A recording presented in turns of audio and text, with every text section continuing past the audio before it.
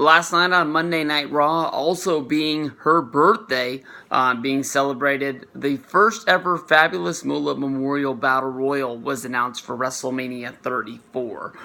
Fabulous Moolah, much like Andre the Giant, one of the biggest legends there is in the women's division ever in WWE.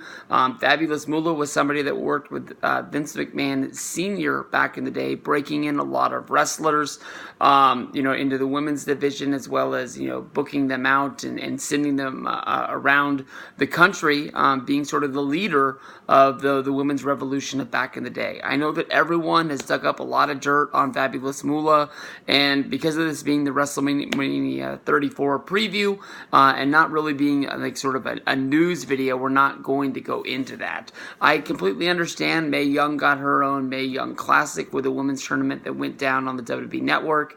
I understand why they would go with the Fabulous Moolah Memorial Battle Royal. I think it makes a lot of sense for WWE, and it's a way to get a lot of the women that are featured in WWE, whether that's them being on NXT, SmackDown, or Monday Night Raw, onto the main card.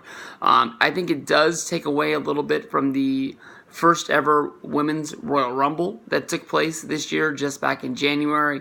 But I understand that a lot of people are going to point fingers at why is it that I don't really like the idea of a women's battle royal on WrestleMania when the men have a Royal Rumble every January, and then turn around and have this battle royal on the WrestleMania card. I understand they're trying to make everything equal in WWE, with it being Women's Rights Months or whatever the heck is going on.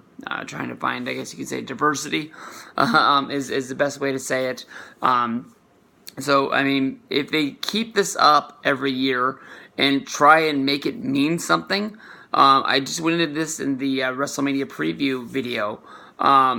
I understand the Andre the Giant Memorial Battle Royal is probably going to be coming around, and this is a match that, when the first one took place and we had Mojo Rawley win it, Mojo Rawley won the last one. At WrestleMania 30, when Cesaro won it, we thought it was going to mean something, and basically we found out within a month that it didn't. I believe that, you got to have Fabulous Moolah Memorial Battle Royal. I'm hoping that somebody wins it who means something, that is going to be taking some sort of a push in the future that can make it, when it comes around the next year, us remember that this is the start of something and it really means something, much like when somebody wins the Money in the Bank each and every year. Carmella still running around with that briefcase, and I don't think anybody is ever really thinking about on SmackDown, is this the SmackDown that she's going to cash in? There's no real hints at anything going down like that. Definitely, I think that we're going to be seeing returning legends, with a lot of legends being in town for Access appearances as well as WrestleCon appearances. I don't think that we're going to get Trish Stratus or Lita again, but there's a lot of people out there that were not featured in the Royal Rumble that could fill out the Fabulous Memorial Battle Royal. Off the top of my head, if I had to pick a winner today, I think it would be cool to see somebody like Becky Lynch win it. Definitely Becky is somebody who looks like not going to be getting a singles match. Is possibly the biggest star in WWE that is not getting a singles match. If they are going to be sort of, using, returning legends and bringing somebody back that is not really on the main roster, I think it would be cool to see Brie Bella win the Fabulous Moolah Memorial Battle Royal. Definitely, from watching Total Divas as well as Total Bellas, we knew that when they got the first ever Money in the Bank match for the women's division, that they were really jealous, that they came at a time that they were both not on the main roster due to injury and pregnancy, that they really wanted to be a part of it. And that's why I really knew that when the Royal Rumble came around, that they were going to try by any means to be ready to be in that match. And when that match came around, I believe Brie Bella finished third in the Royal Rumble, and I think Nikki Bella finished second. And then the reason why Brie was eliminated was that Nikki turned on her for yet once again. And I think it would be a pretty cool sort of storyline for Total Bellas, that we would see, not really the breakup of the Bellas, but definitely see the payoff of them having to explain why Nikki threw out Brie from the Royal Rumble, and then turning around and Brie throwing out Nikki to win the first ever Fabulous Moolah Battle Royal.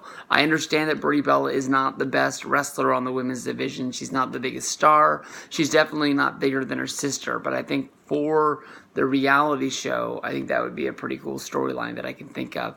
Off the top of my head, definitely, a girl from Absolution getting the win, or maybe from the Riot Squad, definitely pushing that up. Or you can even use it to sort of propel somebody like Ember Moon. Let's say that I'm not sure who the number one competitor for the women's title is going to be in NXT, but let's say that she loses the title at the NXT TakeOver in New Orleans. Then turns around and wins the Fabulous Moolah Memorial Battle Royal. And then you sort of have Kurt Angle and Daniel Bryan scrambling to see who's going to bring Ember Moon to their brand and debut them on the Raw or SmackDown that's in New Orleans. So there's a lot of things to think about with this first ever Moolah Memorial Battle Royal, and we'll see what goes down at WrestleMania 34.